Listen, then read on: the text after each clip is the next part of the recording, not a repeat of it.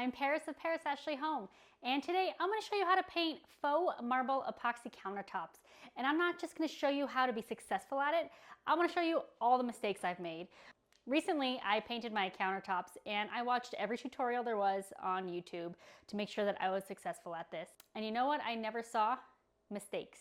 I never saw anyone's mistakes. I only saw people being successful with this. And you know what I did? I made mistakes. And I'm going to share those with you because it's so incredibly valuable. If I had seen what happened to me during the process, then I never would have made those mistakes in the first place. So for one, I am going to show you a tutorial on how to be successful painting epoxy countertops, but I'm also going to show you the mistakes I made, the what to do's, what not to do's, the products to use and the products not to use. And by the end of this tutorial, I hope that you feel so very confident in doing this yourself. Down below in the comments, I'm going to do timestamps on if you want to jump to right to where I painted the marble, the faux marble look, you can jump there. If you want to jump to where the mistakes I made, you can jump there. If you want to start at the beginning, well, just continue watching. Let's get started. All right, first things first, let's go ahead and remove our faucet. Yes, I did already have this unscrewed, but I still wanted to show you that I did remove the faucet. Next up, we are going to tape our sink, and here's where mistake number one comes into play. I did not tape this enough, and you will find that out at the end of the video, where I will show you how to clean up the dripped epoxy. But if you are doing this, tape your sink more than I did. I did a layer of tape. I did a very thick triple layer of plastic, and I did an additional layer of tape. So I would have thought that 2 layers of tape and 4 layers of plastic would have been enough, but in fact I was wrong. Anyways, next up we're going to tape the rest of our cabinets.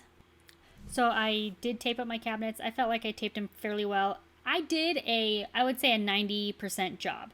I'd have given myself an A, but not an A+, maybe even a B+. But the thing is I knew that I was going to be repainting my cabinets and ripping out my floors, so I didn't tape that well. If you are doing this, I would definitely do a minimum of 2 layers of taping with plastic, if not with paper and plastic. Next, we are going to sand the countertops. Now, you don't need to sand down to raw, but I am using a diamond blade just to make sure. I am a better safe than sorry type of person. So just to make sure the epoxy adheres to the granite properly, I am using a 50 grit diamond blade. This is a wet dry blade, so I do have a spray bottle, some ear protection, face mask, and glasses, and we're just going to do a light sanding over the entire countertops, and then we will get to painting, and I can't wait to show you.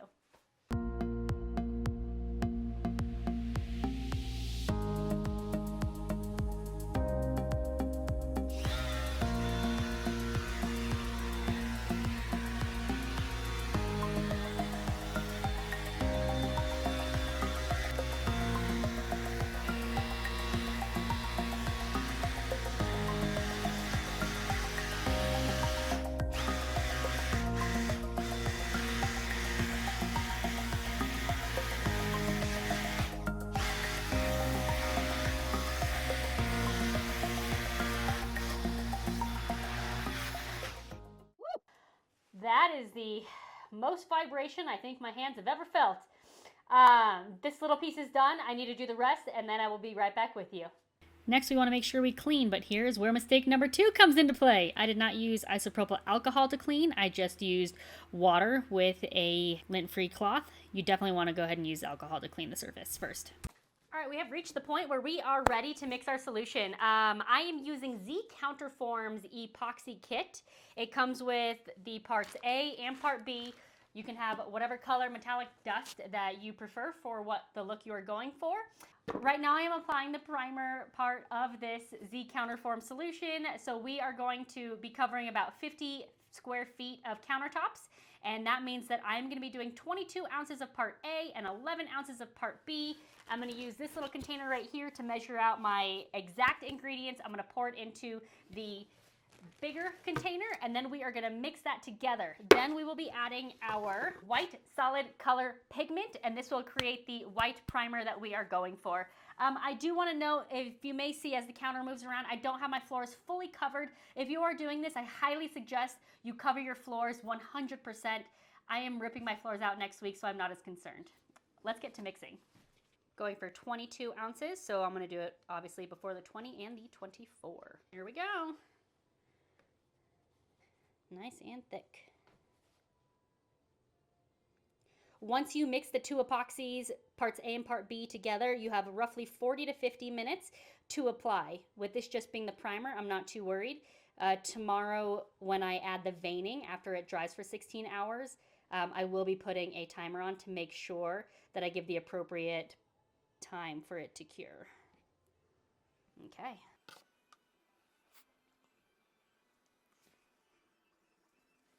All right, before we mix in part B with part A, we need to add our color pigment. This is a 4-ounce bottle that can be mixed with 1.5 gallons of part A. We're using 1/4 of 1 gallon, which means 1 quart, which means we need to use 1/6 of this container, which means we need to use 0.66 ounces, or roughly less than 25 milliliters is what I calculated. So that's what I'm going to do. I'm going to use a paint stick to get the rest of this epoxy out of here.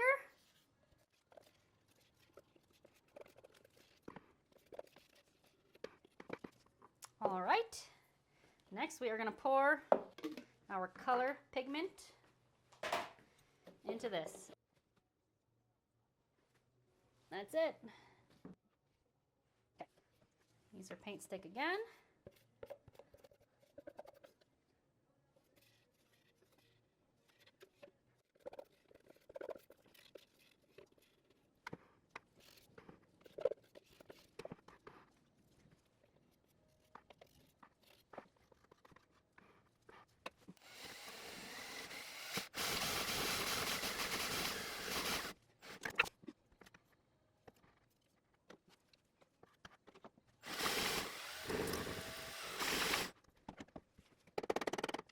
All right, we are fully mixed with our color pigment and part A, so it is time to add part B.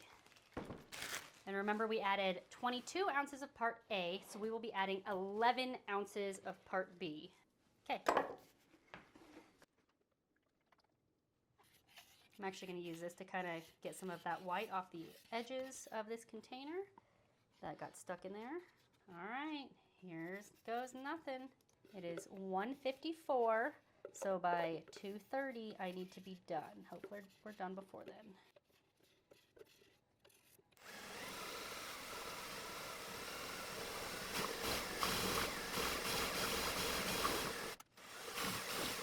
All right, I think we're ready to go. I'll now pour this into my paint tray.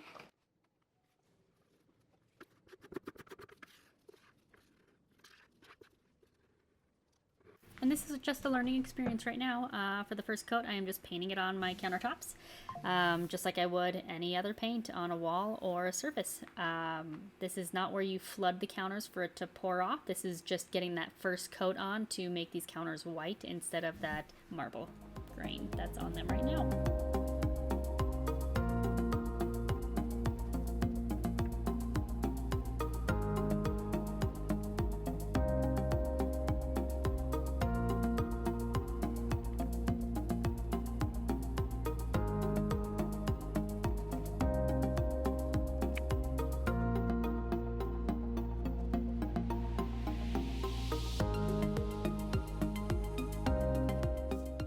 And here's where we enter mistake number 3. And right now you don't really realize it's a mistake, so I'll put it up on the screen when I actually get to the mistake part.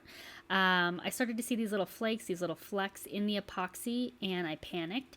I thought that something got into the epoxy, maybe the window was open. Because the window was open, maybe I didn't clean it properly because I used a rag instead of a lint-free rag. I was just going through everything in my head and I panicked. I wiped it all off and then I did another layer on it. And the flecks were still there. So I panicked again and I immediately scraped it all off again. At this point, I didn't know what was going on and I decided just to throw this batch out and to make a new batch. All right, we're going to start over. I got a box of lint-free rags. We're gonna re-wipe this down. I'm guessing my microfiber rag had lint on it. That's my only guess, because the foam roller won't have lint. Maybe because the window is open and it brought dust in. But we're gonna remix that batch, get rid of the first batch. Thankfully, it was just a small amount, and pray that we don't have this problem again. I just want to go ahead and mention, no, I did not know I had epoxy on my face until I watched the videos back. Actually, until I saw myself in the mirror at one point during the day, but did not know that was there. Anyways, if you guessed that there would still be flecks in this, making a brand new batch, you guessed right. And if you guessed that I had a panic and I wiped it off for a third time, you would guess right. And then I called the company and they talked me off a ledge, and he's like, you can't mess it up. If there's flakes in it, just sand them out tomorrow. And then you pour your next batch and you'll never see them again. And I was like, what? Oh, so this is like normal? He's like, yeah, it's probably just the dust coming up from when you sanded down the countertops, and it just comes up and you'll just sand them out tomorrow. And that's it. And I was like, oh, okay. So I should stop freaking out? And he's like, yeah. And I was like, awesome. And on that note, I do want to mention that the customer service over at Z Counterform is incredibly helpful and talked me off the ledge multiple times, which there are still more ledges to come. Do not worry. So mistake number 3 is trust the process. Don't freak out. You can't mess it up. All right, so I learned that it is probably the dust coming up from the granite from when I sanded, and it's going to be okay because we can just sand that away. As long as the epoxy coat is clear, the next coat will be fine.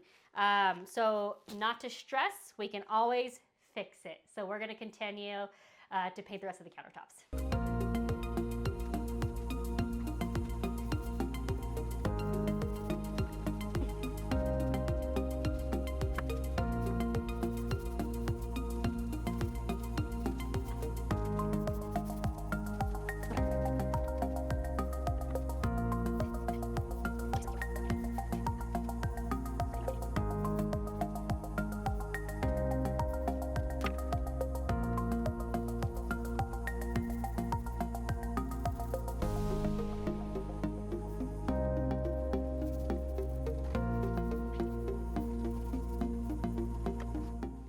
We're at a stopping point for day 1.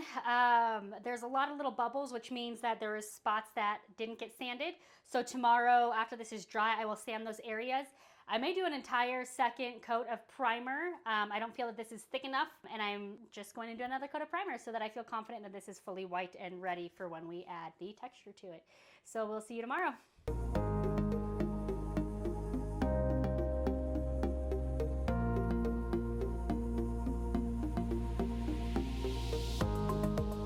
All right, we're back on day 2. All right, the epoxy is dry. I'm going to give you a close-up look, and we are going to be sanding any specks that I see. It seemed like there was little fuzzies. I believe it is just from when I sanded the granite, a little bit of dust that had come up from when I was rubbing the epoxy.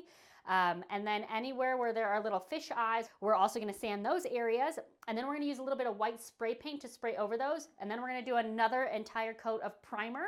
And then tomorrow we will add the veining. So let's get started.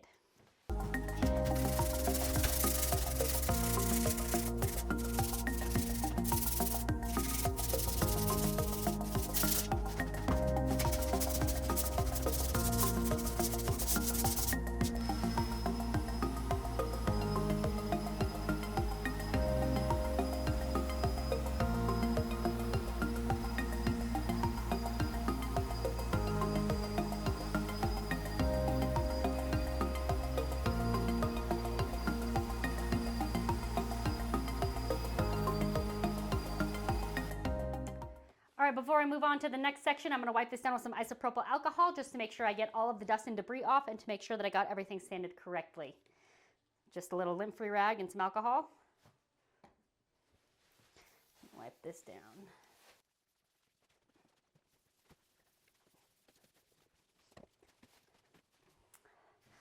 All right, I feel good about this piece, so we're going to go ahead and move on to the rest of the kitchen. I'm going to put you on time lapse and you can enjoy the watch. All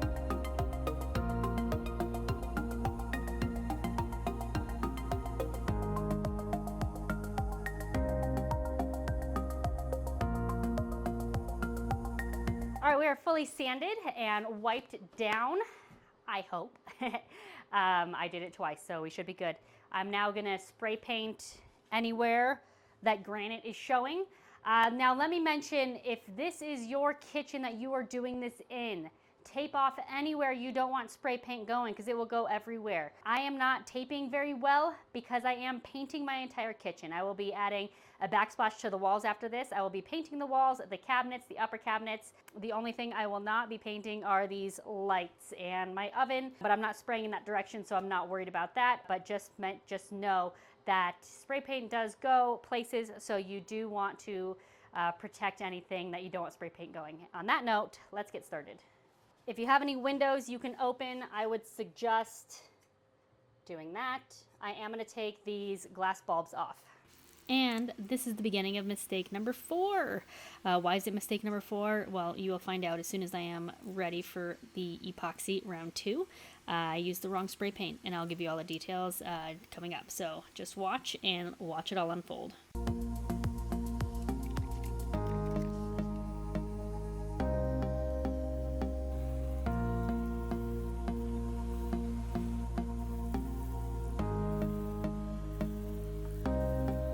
All right, it's been around 2 hours since we spray painted, so we are ready to add our second layer of primer.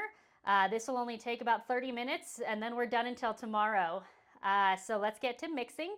We are gonna do, by we I mean I'm gonna make a little bit more than I did yesterday, but it's still a 2-to-1 ratio because that's what you have to do. I just felt that I needed more than I had. So instead of 1 quart, I'm gonna do 1.5 quarts, and I feel like that is a good amount. So let's get to making.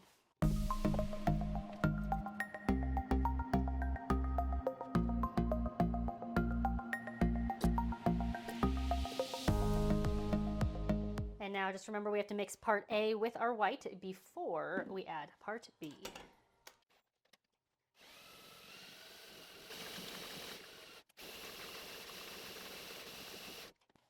And since we added 1 quart of A, we're doing half a quart of B, which will be 16 ounces.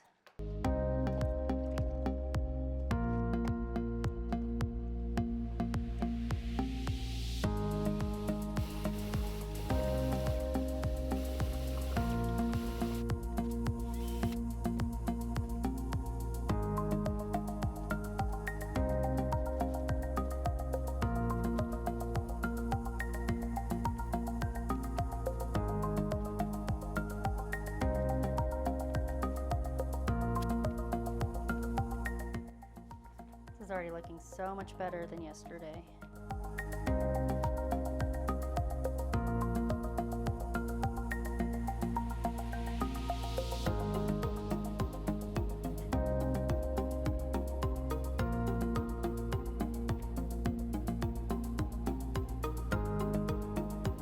And here's where mistake number 4 comes into play.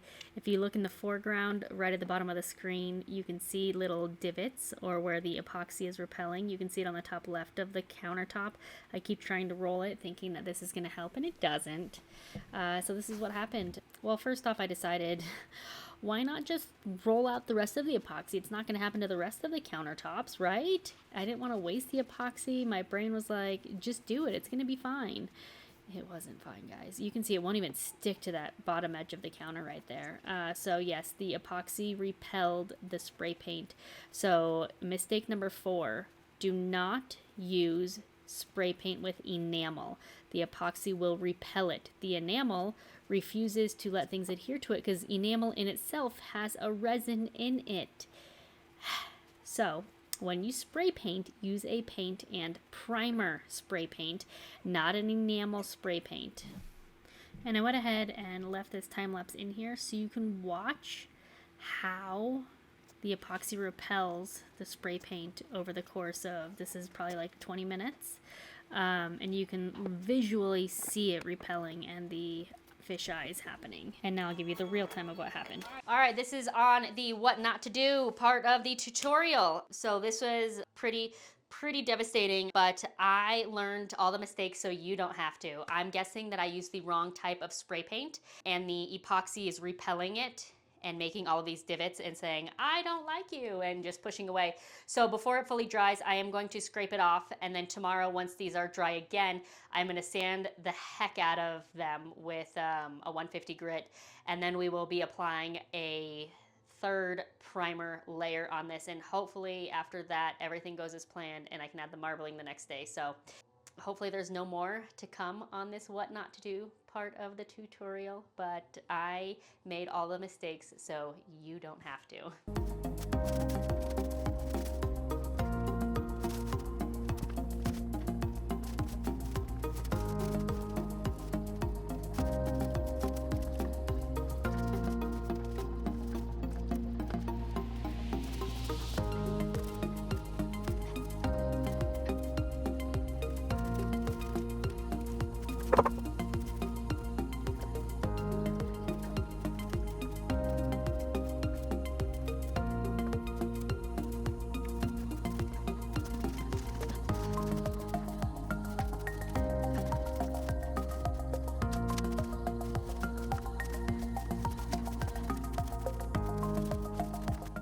Hi, we are back.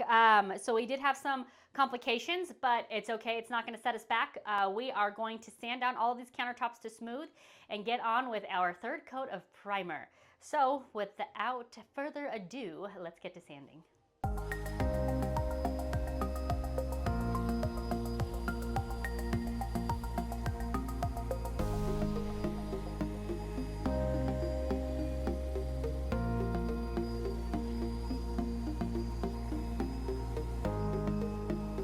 All right, to make sure I get the edges properly, I'm using my squishy foam pad, so that way it will curve around the edges as I sand, and I can get every bit of it.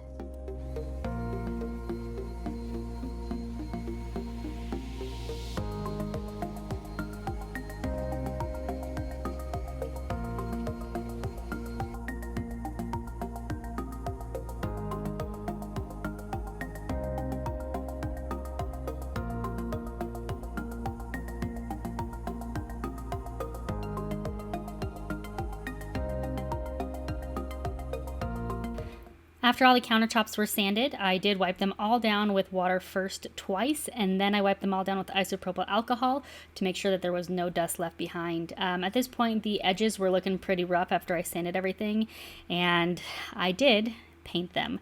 I rolled them on. I was too scared to spray paint, and this is kind of a test. When I did roll them on, it wasn't rolling on that thick, so I did try and use a brush. This did leave some stroke marks. We'll come back to that, but this did help give the next layer of primer more of a chance to have that full coverage. I did continue this on all of the edges of the rest of the countertops just to make sure I had that coverage for when I did the third round of the epoxy primer. To be honest, if I had to redo these counters, I probably would have painted a layer of primer on them in the first place, and that would have probably prevented some of these edge issues that I had in the beginning. But can't go back now.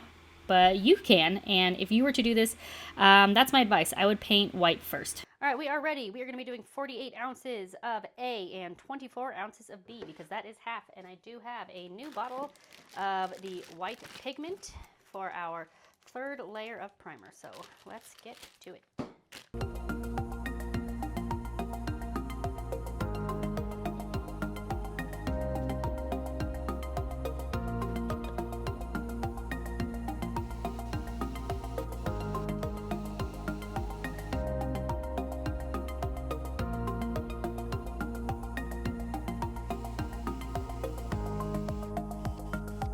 All right, here goes nothing.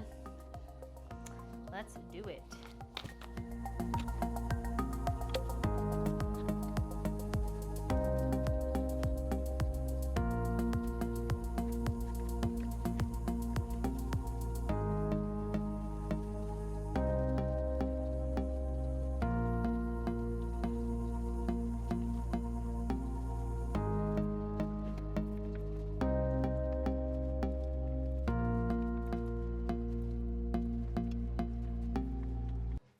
It's working.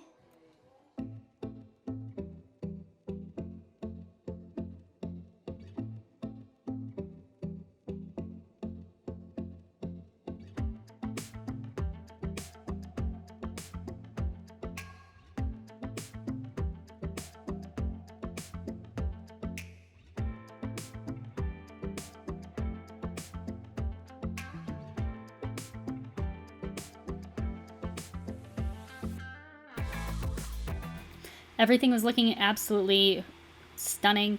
I felt that this area didn't have enough coverage, so I went ahead and made another few ounces to pour on this area to give it just a little bit more coverage. Nothing wrong with that. If you feel that you do not have enough epoxy, just make another batch. Simple as that.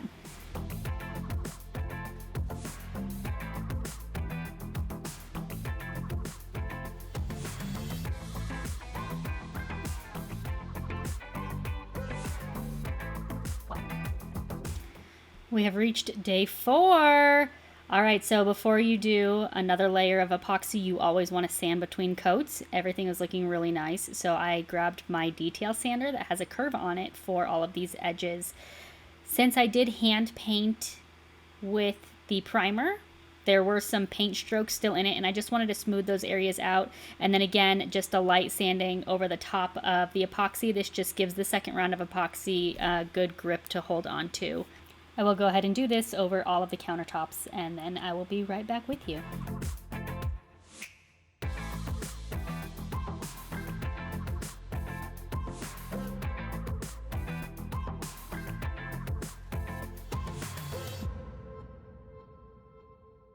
After everything is sanded, we're going to go ahead and wipe these down twice with water and then once with the isopropyl alcohol, just to make sure that they are super clean and ready for that next layer of epoxy. All right, I just finished sanding all of the counters. I sanded the corners, edges aggressively. It's just, these corners are really hard to get the epoxy to stay on it properly because they're curved. So I am, you might think I'm crazy, spray painting again. I tested it this time, so I think we're good to go. We're gonna spray paint right now, and I'm not gonna come back until the afternoon when it has been dry for over 4 hours. Then I am also gonna light sand that to make sure the epoxy adheres to it properly. I checked the ingredients, there's no enamel in this, and again, I tested this one on a piece of wood to make sure that the epoxy would stick to it, and it did, so we are good to go. I am gonna grace you with my beautiful shower cap because my hair is clean and styled, and I don't want hairspray in my hair, and we're getting ready to head out for the day. So let's get to spray painting, and cross all your fingers and toes.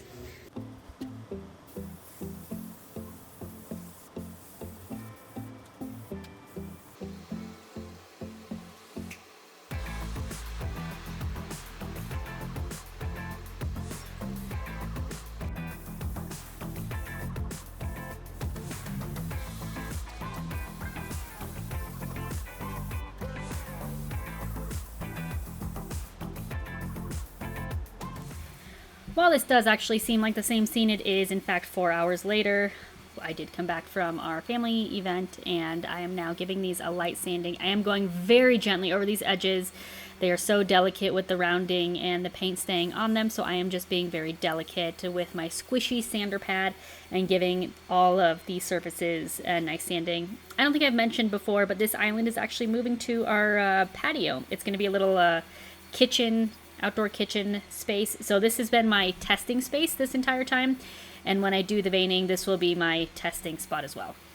So let's finish sanding the rest of the countertops, and then we will get to the fun stuff.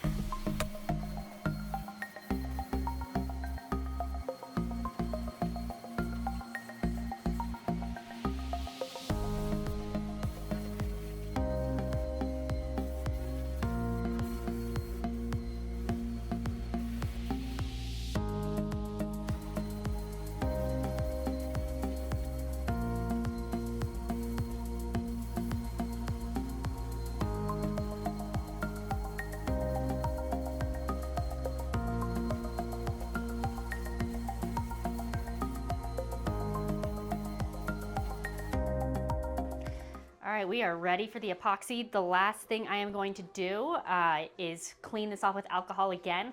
After you spray paint has like a little dust, and I want to make sure that this is as clean as possible before we add our color and veining. So we're just going to clean off with good old alcohol and get to epoxying.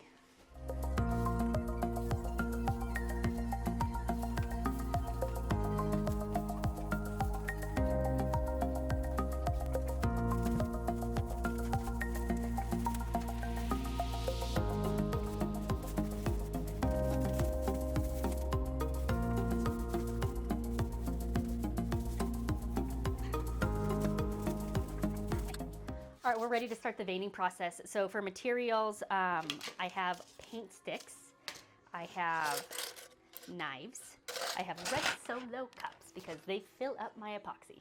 Just kidding. I have spoons to measure out for the dust. You can use actual teaspoons, but mine are taped off behind a drawer, so we're just gonna go with plastic spoons. I have paint brushes, the cheapest ones I could find. Just make sure that if you get these, you pull out to make sure there's no loose bristles. This is what we're gonna do to help make our texture. I have my foam roller, and then I do have my measuring cups. I also have silver gray, silver black, and bright white. So the bright white we're going to use over everything, and then the two grays. I actually might make a third version with the silver mixed with the white to make an even lighter version, and that will be in my cups, and that will create the veining. So without further ado, I am going to make a very small portion first, pour it on the corner, and just make sure everything is going as planned, that there is no repelling from the epoxy. As long as everything goes as planned, we're going to make our big bucket. So let's get to work. Oh, and I still have some of the white pigment left, and this is going to create some cracking like you see in marble. Here we go.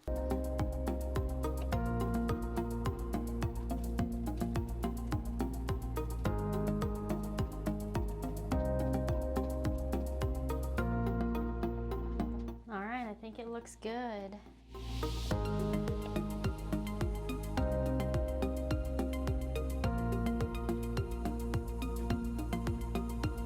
All right, we're gonna make 5 pints of this. We're gonna make 80 ounces of A, which means 40 ounces of B. I'm then gonna take some of it out and put it in our cups, and that will be our veining cups. And I'm gonna make this whole bin bright white.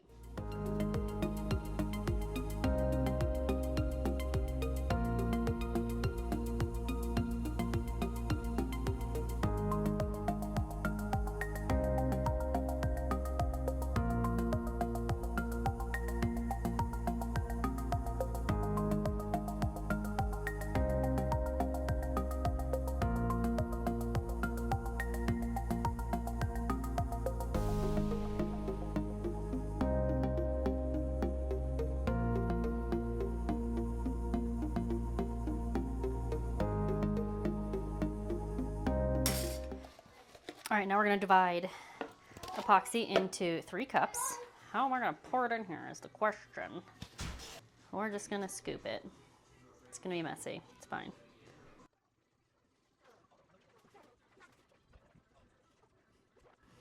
You know what I'm gonna do? Pour this into each of these, so I only have to dirty 1 cup. Work smarter, not harder.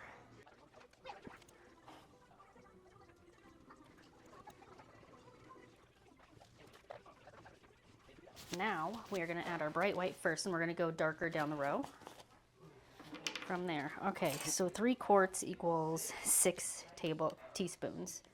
So we're going to do 3 heaping things. Okay, and a half. I'm also going to do half a teaspoon in that one.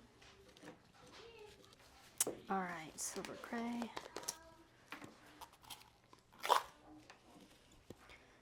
Do half a teaspoon there. Do a full teaspoon. Ooh. Full spoonful.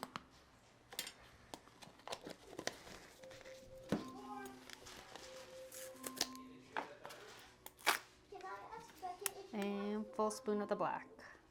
Okay. All right, let's mix everything.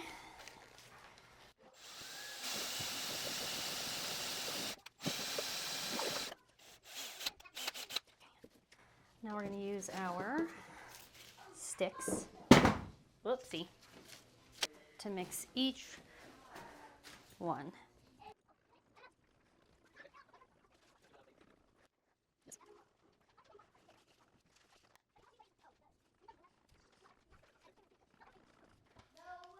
All right, all 3 colors are ready, so we're gonna pour the bright white over everything first, and then we will add our colors.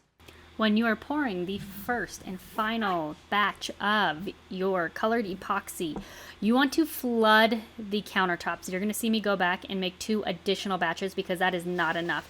You want the epoxy literally pouring off the countertops so that it floods it. You want a very thick layer of epoxy. This helps the spreading of the veins with the additional thickness of the epoxy. And it looks pretty good right now, but it is still not thick enough, so I'm about to go back and make a 3rd batch. I'm doing this as fast as possible. You want as much time for the veining process as possible, and you need to stop playing with it around the 45-minute mark. And I do test that limit for sure.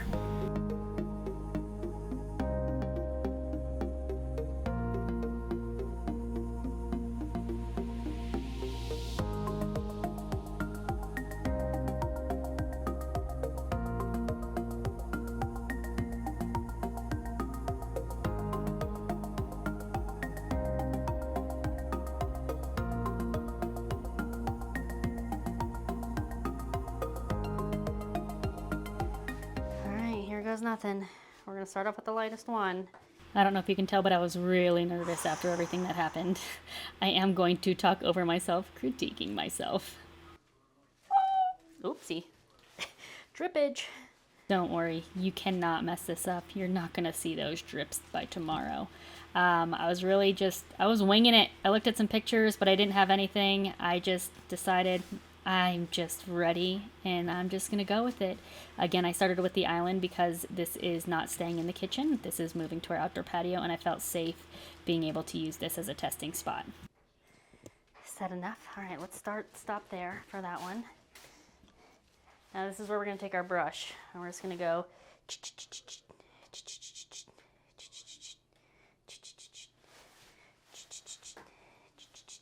Does the sound effects help?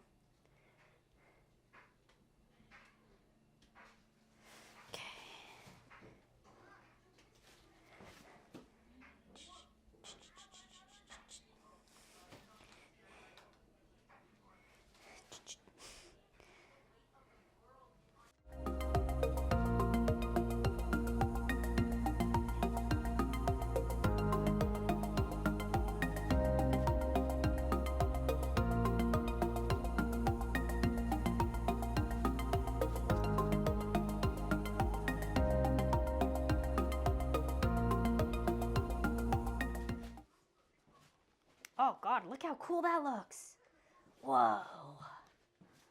Okay. So the cool thing about epoxy is that it continues to spread for the next few hours as opposed to you hand painting the lines. Okay, we're just gonna try this. What if I take this and go just like, ship. Oh man. Just Jackson Pollocking it over here, guys. Again, I was just kind of winging it. Right when I did these, I regretted it, and they ended up being my favorite part in the end. I just want to let those be for the moment. Okay.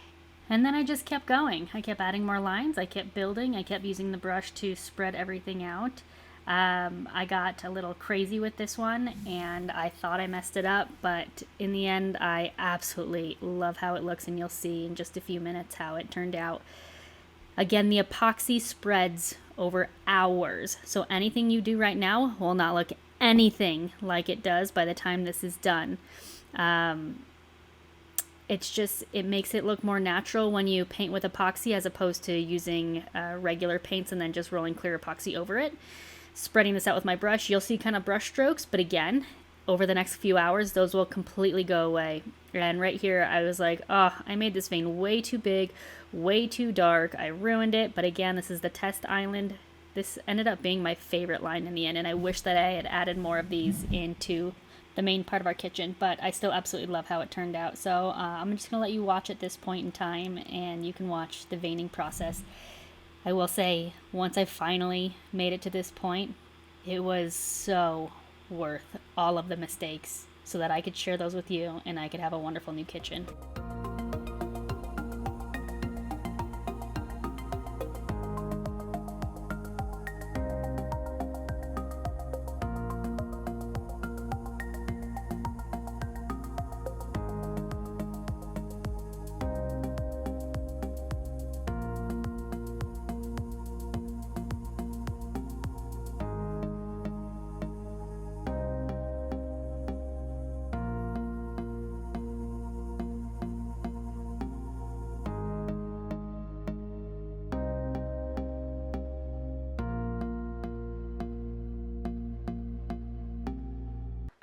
All right, we're gonna try adding a white crack. Yes, this one's a little aggressive. This isn't the best one, which is why this is the testing one. So, ooh, it's like a crack.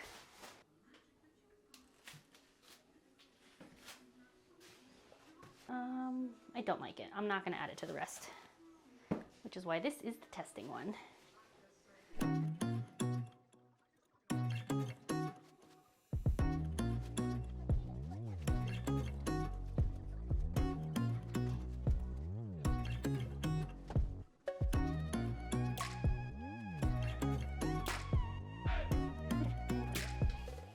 All right, here's how it looks. It'll continue to spread. That's because of the roller. I did it towards the end. Why aren't you focusing? There we go. So it's still spreading. Not too shabby. All right, now I just want to mention for drips, I just have a paint stick. And I just come along the edge here. You can see it coming off right there. If there are drips after that do dry, we'll go ahead and sand those off. And try to be careful not to hit the edge like I just did. And if you do see any bubbles, I have just been blowing them to pop them. You can use a torch or poke them, but simply blowing on them, like, there's some bubbles. There, and it's popped, and that'll continue to level out. Or you could simply get a little knife, something just to pop these little guys.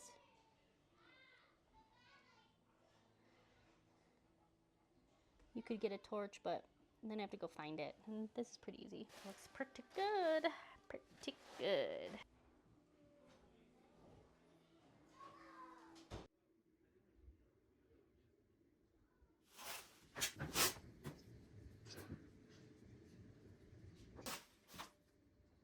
Good morning. We are back, and it looks so good. I'm so happy with it, but we are not done. I am going for a honed stone look, which means that next I will be wet sanding with 400 grit, 600 grit, and then 800 grit, and then we will be done. It will have a matte stone finish. And aside from that, I will be using the aggressive 120 diamond disc to get any drips that you can see visibly.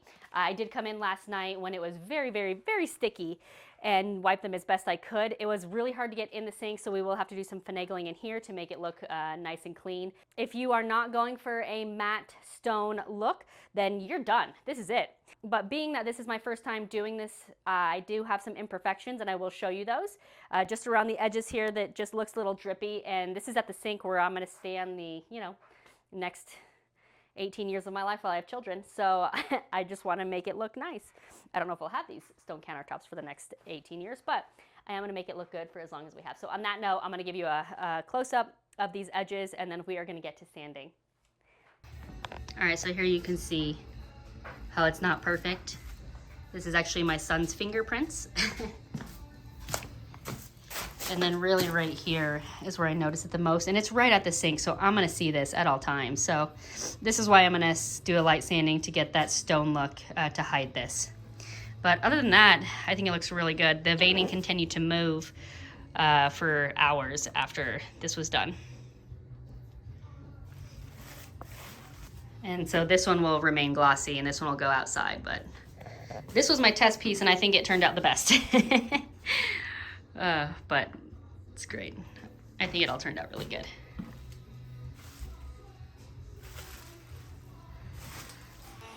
All right, so with that 120 aggressive sanding paper, I am going underneath all of the counters to smooth out all of those bumps. I will also go along with the 220. The 120 is kind of aggressive and it left some of the bumps kind of feeling not smooth, and the 120 smoothed that out so it's smooth to the touch. I did this around all of the counters as well. For the inside of the sink, I will end up using a hand sander as well as just a razor blade to cut those bumps off. All right, I got the undersides all sanded. They feel nice for the most part. We are going to start wet sanding. So it comes with 400, 600, 800, and these are not for your orbital sander, even though they look like they could fit. There are no holes for the orbital sander. These are hand sand blocks, and we wet sand it. So we dip it in the water, and then we start sanding.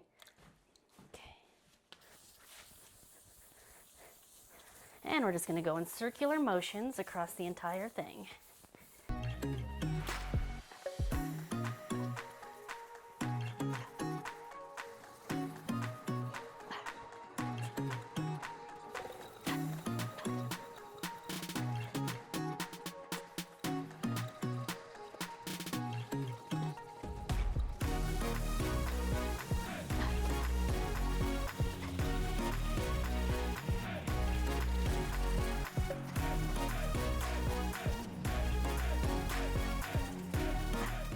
So I didn't feel that the 400 was doing enough. It just looked like, I don't know, kind of scratchy. So I started at 220 and I tried in a corner over there and it looks much better. So we're gonna do the 220, then 400, 600, 800. Okay.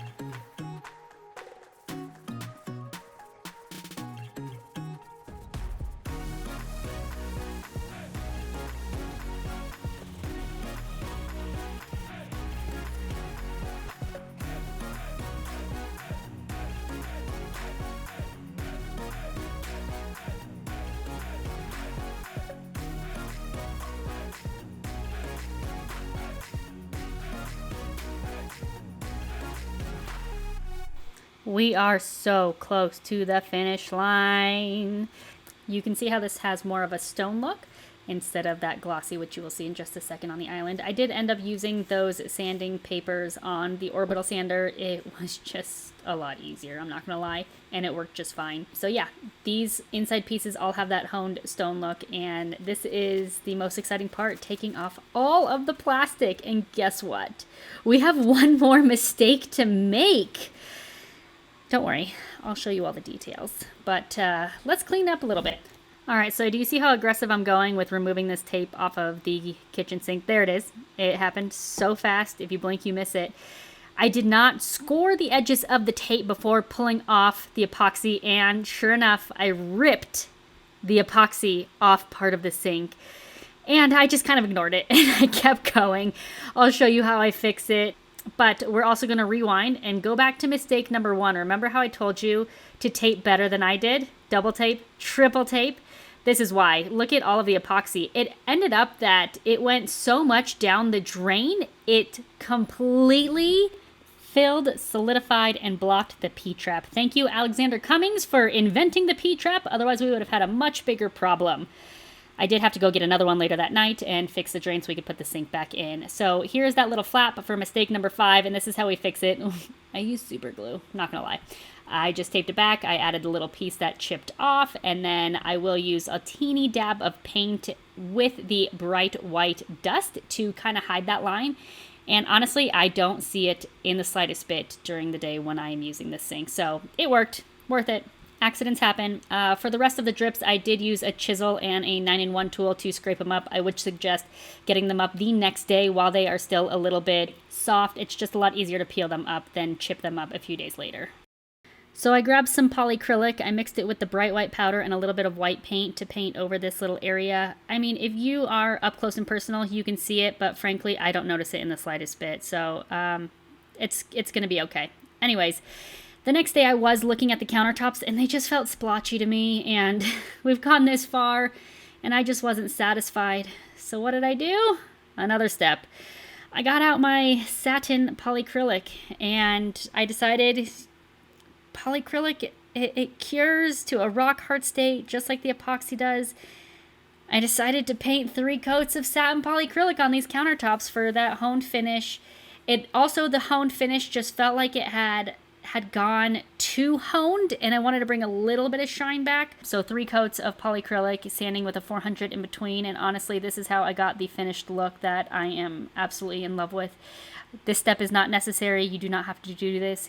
I didn't film all 3 coats of the satin polycrylic with the sanding. Just know that that is exactly what I did. 3 coats of satin with 2 coats of sand, 2 rounds of sanding between each coat of paint, and then I waited an entire day before I let anyone touch the countertops, and 3 days before we put anything on the countertops, and 5 days before complete usage. But again, just know that this step was not necessary. You could have stopped 20 minutes ago with the glossy countertops if you were satisfied at that point in time. The glossy countertop on the island still looks fantastic. I love it. And I love that I have both looks. I'm just so incredibly happy with how the end result turned out, and you're about to see the finished look in just a second. And here they are. This is a day later, and you can see how much more smooth that looks with the satin polycrylic versus just the sanding. I'm so incredibly happy with how these turned out, and let's rewind to the beginning and show you where we started. And here they are, the original granite countertops. There's a lot of people out there that would say, why in the world would you paint your granite tops? And I would say, why not? These are my countertops. This is my decision. This is my house. And I didn't like the granite countertops anymore, and this was a much cheaper solution.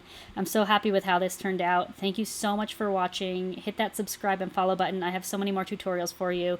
Unfortunately, I do not have a tutorial on how to cut down your countertop, but this whole process was absolutely worth it. Every single mistake I made, it was absolutely worth it.